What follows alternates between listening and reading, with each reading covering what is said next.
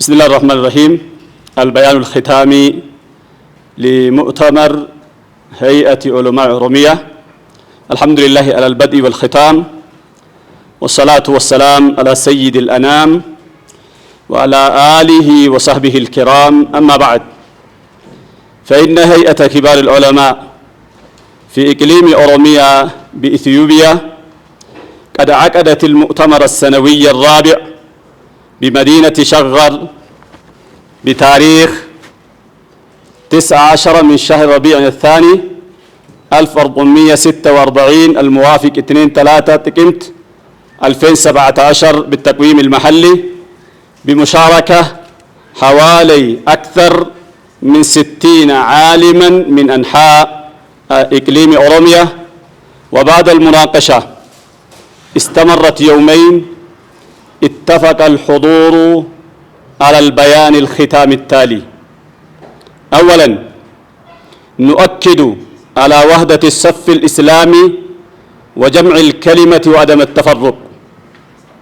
ثانياً، نؤكد على دور العلماء البارز عبر التاريخ في توحيد الأمة والحفاظ على الهوية الإسلامية، وعليهم تحمل المسؤولية الملقاة على أعناقهم فيما بقي من أعمارهم. ثالثاً، نؤكد على أهمية المرجعية الدينية، وأن المجلس الأعلى للشؤون الإسلامية في إثيوبيا هو المرجع الأعلى في الشؤون الإدارية للمجتمع المسلم الإثيوبي والممثل له، وأن هيئة علماء إثيوبيا هي المرجع العليا في المسائل العلمية الشرعية. فعلى المجتمع المسلم الالتفاف حول مرجعيته والتعاون معها. رابعاً، نؤكد تأكيداً على أن مكانة الفتوى في الإسلام عظيمة، فهي توقيع من رب العالمين، وبهذا نشدد على خطورة الفتوى الشاذة في المجتمع، حيث إنها تؤدي إلى تفرقة الأمة وتشتتها.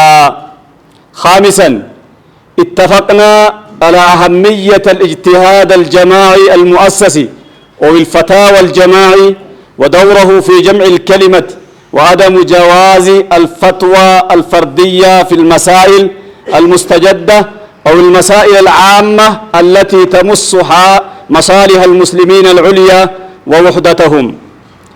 سادساً، اتفقنا على وجوب محاربة الأفكار الضالة المنحرفة، ونحذر كل الحذر من نشرها أو أن يكون ذريعة لنشرها وتوسيع دائرتها. سابعاً، أن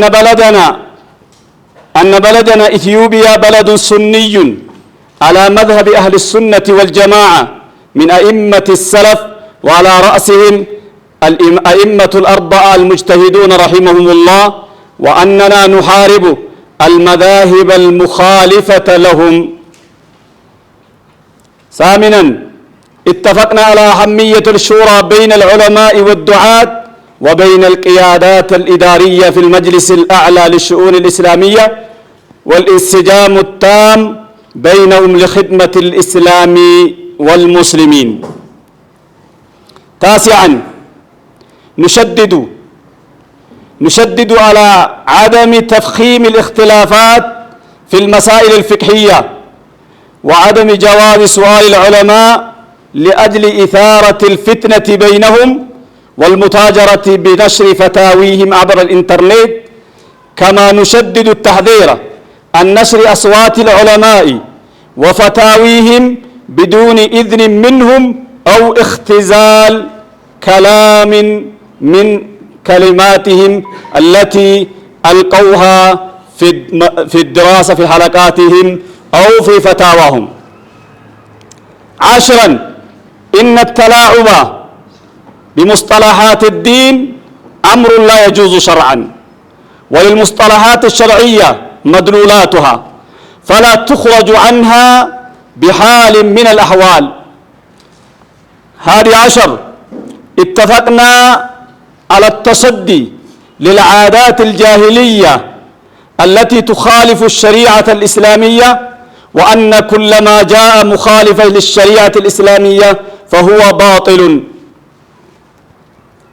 الثاني عشر، اتفقنا على أن الحلقات العلمية أصل في نهضة العلوم الشرعية في إثيوبيا، ولهذا ينبغي على كل مصلح وكل عالم الاهتمام بتطوير الحلقات العلمية بما يتناسب مع هذا العصر وبالجمع بين الأصالة والمعاصرة. الثالث عشر، نؤكد تأكيدا تاما على أهمية الأمن والسلام في هذا البلد المبارك، وأن الكل مطالب بالمحافظة على أمن البلاد والوقوف مع الدولة فيما يحفظ الأمن والاستقرار والازدهار، ونسأل الله سبحانه وتعالى أن يحفظ بلادنا من كل سوء ومكروه، والله الهادي إلى سواء السبيل. وصلى اللهم على سيدنا محمد وعلى آله وصحبه وسلم أجمعين. مؤتمر هيئة علماء أورomيا المنعقد بتاريخ 10 ربيع الثاني 1446 الموافق 3 تكنت 2017 بالتقويم المحلي. ثم إنني إن شاء الله سأشرح هذه بسرعة باللغة الأورومية لأنه قد يصل إلى كثير من الأوروميين. ولقلان ولمعني كنا أرآه إيجا كونفرنسي كناتي واني ولقلت الباسني الرقهني جران تقفى مسلمني بكا جرتي نما تقو haasofni isaa illee tokko, dubbiin isaa illee tokko, addaan isaan babaasuun hin ta'u jechuu irratti, addaan baba'uun isaanii hin ta'u jechuu irratti waliigaltee goonee jirra. Allahu akbar na dhiyeessa. Lammata nu hunduyyuu wanni irratti waliigalle olumaani taariika asin dura dabretti illee uf duratti illee ummata tokko godhuu fi nageenya isaanii keessattii fi hawiyyummaa isaanii jechuun namummaa isaanii gahee isaanii eeguu keessatti gahee guddaa taphatanii taariika keessatti kana beeknee qorannee irra geennee waan jenneef ammallee olumaani waan dur taariika keessatti qabansan gahee ufanii gahuun isaanirra jira jechuu irratti walii galle. Allahu akbar. Sadaffaa nuti bootaa bulchiinsa qabna, itti gaafatamummaa qabna. Bulchiinsi kenna ka amantaadhaa majlisni a'laan kenna dubbii kennaaf karoora islaamaa ilaalcha islaamaa waan barbaachisu hundaaf inni itti gaafatamaa kenna tahee jala deemuun dirqama ta'uu akkuma murteessine hay'aan ulamaa ammoo waa'ee barumsa shari'aa itti waan ilaalchisuufi waan amantaa islaamaa barumsatti ilaalchisu guutu gahee guddaa waan qabaniif tahuu kana amannee irratti waliigallee jirra. Muslimni bakka jirutti isaan wajjiin bakka isaan jiranitti isaan wajjiin dhaabbatee isaan gargaaree wajjiin tahuu qaba jechuu irratti waliigallee jirra. Allahu akbar. Ammallee akkuma sawwanni nu jabeessinu fatwaan amantaa islaamaa keessatti bootaa guddaa qabdi.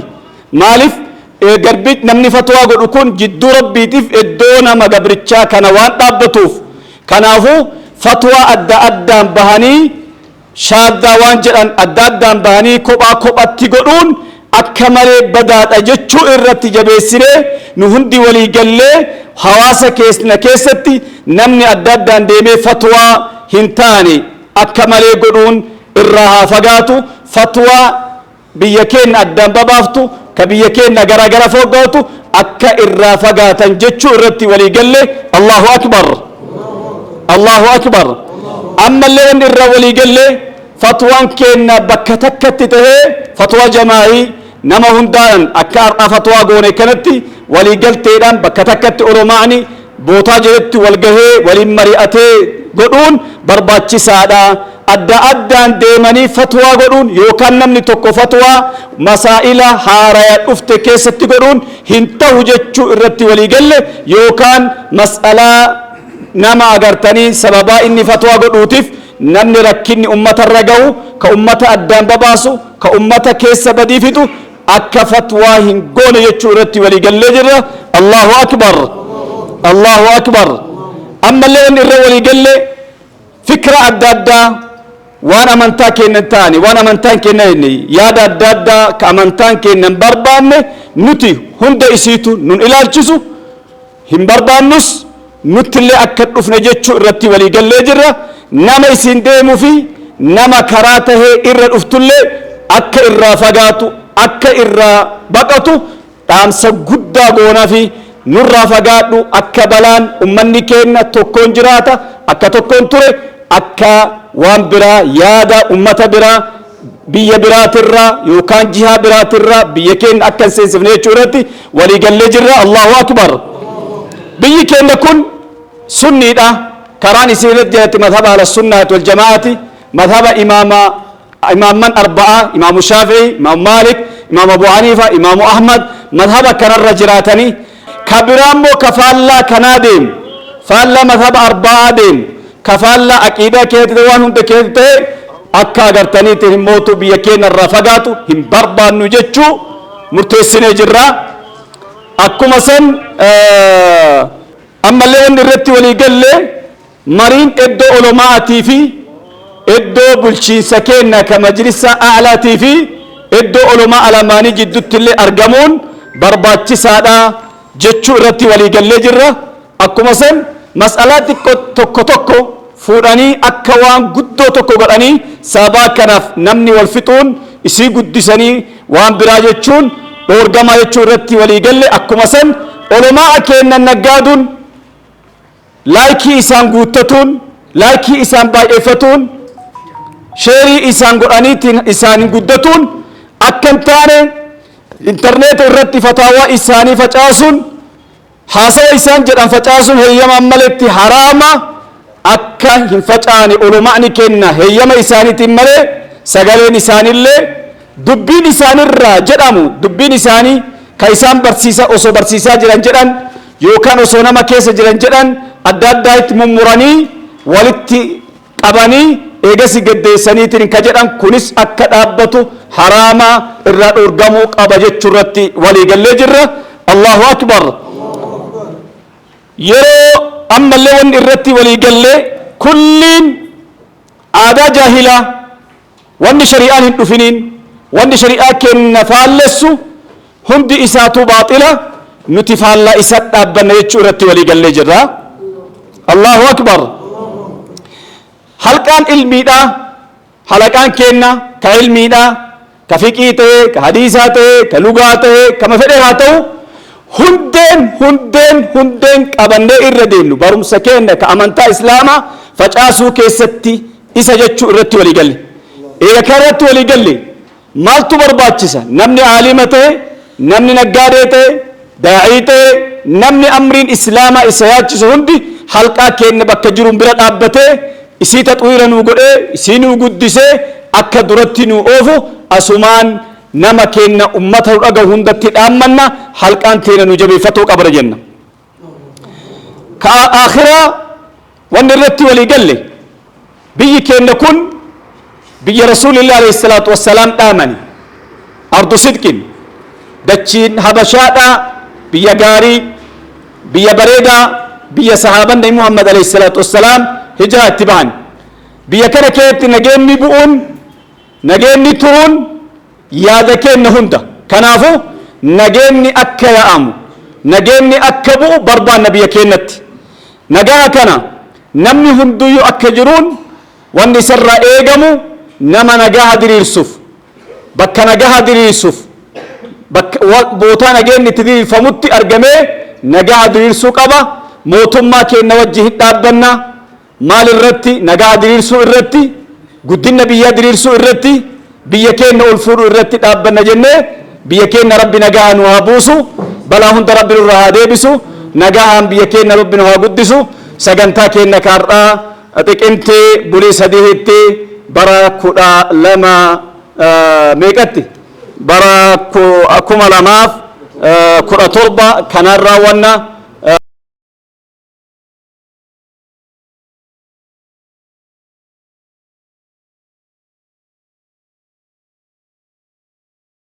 وبركاته.